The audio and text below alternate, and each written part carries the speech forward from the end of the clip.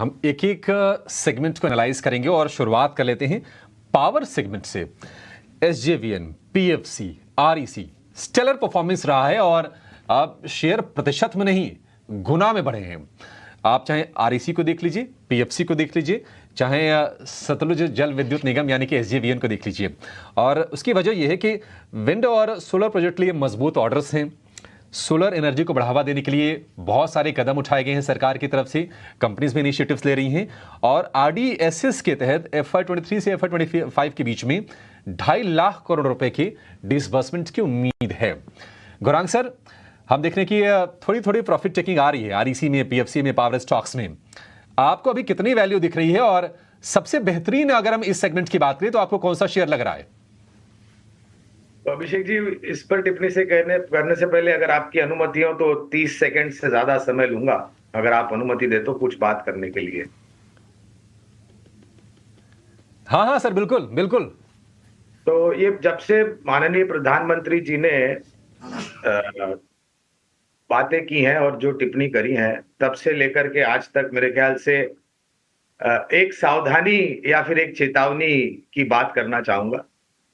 देखिए, माननीय नरेंद्र मोदी जी देश के प्रधानमंत्री हैं, स्टॉक मार्केट के प्रधानमंत्री नहीं है, क्योंकि कुछ बातें social media, WhatsApp, Google, YouTube, ये जो अनौपचारिक विश्वविद्यालय है, वहां पर बहुत सारी ऐसी बातें चल रही हैं जिसका ना कोई तर्क है ना तो कोई बुनियाद है। तो ये सब चीज को पढ़ के भरोसा करके मेहरबानी करके निवेश मत कीजिए। प्रधानमंत्री कुछ ने खुद ने किया है कि अगर आपके पास जानकारी नहीं है तो जानकारी लीजिए और बाद में निवेश कीजिए। ये सब अनौपचारिक विश्वविद्यालय जो है चल रहे हैं पैरेलल, वहां पर भरोसा करके निवेश मत कीजिए, पहली बात। दूसरी बात, एक बही खाता माननीय प्रधानमंत्री जी ने अपने 10 साल के कार्यालय में और पिछली सरकार के 10 साल के कार्यालय में जो आंकड़े दर्शाए वो दिखाए, तो एक बही खाता था जो इन्होंने अपने हमारे समक्ष रखा था। इसका ये तर्क लगाना कि नहीं अब प्रधानमंत्री जी ने बात करी है तो हमें खरीदना चाहिए, ये मेरे ख्याल से नासमझी होगी। मेहरबानी करके ऐसा काम मत कीजिए और ना ही आप वो जो विश्वविद्यालय है गूगल, व्हाट्सएप, यूट्यूब वगैरह, उस पर भरोसा करके कामकाज कीजिए। अब आते हैं आपके प्रश्न के ऊपर और उसका उत्तर मैं देता हूं। तो ऊर्जा उत्पादन बहुत ही जरूरी है अगर हमारे देश को नेक्स्ट ट्रिलियन डॉलर इकोनॉमी बनना है। और यह भी वास्तविकता है कि कार्बन फुटप्रिंट्स कम करने के लिए भारत सरकार के तरफ से, माननीय प्रधानमंत्री जी की तरफ से बहुत सारे कदम उठाए गए हैं और सूर्य से उत्पादन होने वाली सूर्य ऊर्जा यानी कि सोलर एनर्जी और वायु से उत्पादन होने वाली विंड एनर्जी पर बहुत सारा ध्यान दिया गया है और आने वाले भविष्य में दिया जाएगा। इस क्षेत्र में अगर कुछ कंपनियां ऊर्जा उत्पादन और ऊर्जा वितरीकरण में हमें पसंद आती है तो पहली कंपनी है टाटा पावर, 480 का लक्ष्यांक है लंबी अवधि के लिए। दूसरी कंपनी है सरकारी कंपनी, मेरे ख्याल से इस कंपनी की ऊर्जा उत्पादन सबसे बड़ी उत्पादन क्षमता है, वो है एनटीपीसी, 400 का लक्ष्य है एनटीपीसी पर। और तीसरी कंपनी है जो कि सरकारी कंपनी है जो ऊर्जा वितरीकरण से जुड़ी हुई है, वो है पावर ग्रिड, जहां पर 345 का लक्ष्य है। ये मैं बात कर रहा हूं बुनियादी तर्क के आधार पर, इसलिए आपके लिए निवेश की जो समय सीमा होगी अभिषेक, वो कम से कम 12 से 18 महीने होनी चाहिए। ठीक है, 12 से 18 महीने के नजरिए से ये 3 के 3 शेयर पावर सेगमेंट से, और इन तीनों ही कंपनीज में बहुत ही बढ़िया रिटर्न मिला है। आगे भी काफी दमखम है, टाटा पावर, एनटीपीसी और पावर ग्रिड, 3 शेयर ये गौरांग जी की तरफ से। हडको एनबीसीसी ये शेयर भी चले हैं। एनबीसीसी जो कि इंफ्रा का प्ले है, सरकार के लिए काम करती है, ये सरकारी कंपनी है, अब बहुत रफ्तार में चले हैं। एक समय था कि 50 रुपए के नीचे के भाव गए थे एनबीसीसी के, लेकिन ये रफ्तार बढ़ी है और इंफ्रा हाउसिंग पर सरकार के जो भी ऐलान किए गए हैं बजट में भी, उसका भी इनको जरूर फायदा मिलेगा। गौरांग सर, हडको एनबीसीसी अभी और चलेंगे, क्या टारगेट्स होंगे आपके? देखिए अभिषेक जी, हडको पर तो मैं टिप्पणी नहीं करूंगा क्योंकि कवरेज नहीं है, लेकिन एनबीसीसी यहाँ पर हमने बिकवाली करने की या फिर मुनाफा वसूली की राय दी है, क्योंकि जो मूल्यांक चल रहे हैं और जो नतीजे अब तक आए हैं उसके आधार पर हमें लग रहा है कि काफी चल चुका है ये मुनाफा समेटना। अगर किसी को तो हम उसकी राय देंगे मुनाफा समेटने की एनबीसीसी पर। ठीक है, एनबीसीसी से मुनाफा समेटने की सलाह है गौरांग सर की। राइट्स और आईआरएफसी समेत तमाम रेलवे के शेयर भी चले हैं। एक तो सरकार का फोकस भी है कहीं न कहीं कनेक्टिविटी बढ़ाने को लेकर, बजट में ठीक ठाक ऐलान भी हुए हैं।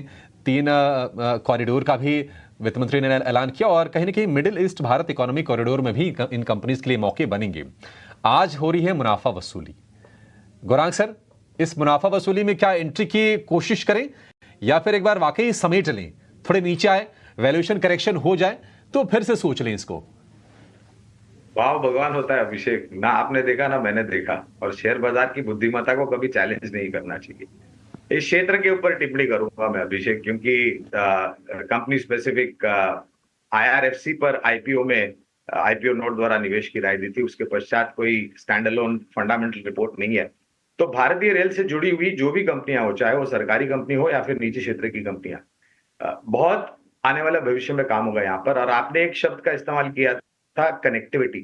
तो मेरे ख्याल से नितिन गडकरी जी ने भी इस को लेकर के बात की थी कि लास्ट माइल कनेक्टिविटी एक बहुत बड़ा मुद्दा है भारतीय रेल को लेकर के, और इसी वजह से रोड से ज्यादा सामान का आवागमन होता है। तो वो छवि बदलना चाहते हैं और लास्ट माइल कनेक्टिविटी को दूर से दूर जो जगह या जो गांव है वहां पर कनेक्टिविटी पहुंचेगी।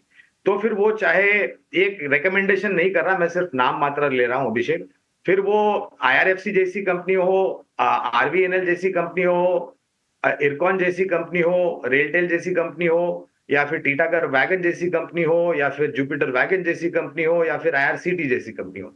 ये केवल मात्रा ले रहा हूं उन सब कंपनियों का जो इस क्षेत्र से जुड़ी है, ये कोई रिकमेंडेशन नहीं है। मेरे ख्याल से आने वाले भविष्य में जो ऑर्डर मिलेंगे वो बहुत सकारात्मक आंकड़े लेकर के आएंगे इन सभी कंपनियों। ठीक है, आगे के ऑर्डर से भी इनको फायदा होगा रेलवे की कंपनीज को। एक शेयर जो हमने चुना है वो है सरकारी बैंक का, नाम है पीएनबी, और ये शेयर भी खूब चला है। मुझे अच्छी तरह से याद है गौरांग सर, आपको भी याद होगा कि एक वक्त था कि 35 से 45 रुपए के रेंज में फंसा हुआ शेयर था। विवेक जी आप भी ध्यान दीजिएगा, वहां से शेयर फिर निकला 50 रुपए के ऊपर, 60-70 के रेंज में कुछ दिन तक फंसा रहा। वो रेंज पार किया, जब 100 के पार निकल गया शेयर, फिर लगा कि अब बड़ी तेजी की शुरुआत हो गई है इसमें। फिर से 120 रुपए के आसपास के भाव हैं पीएनबी के।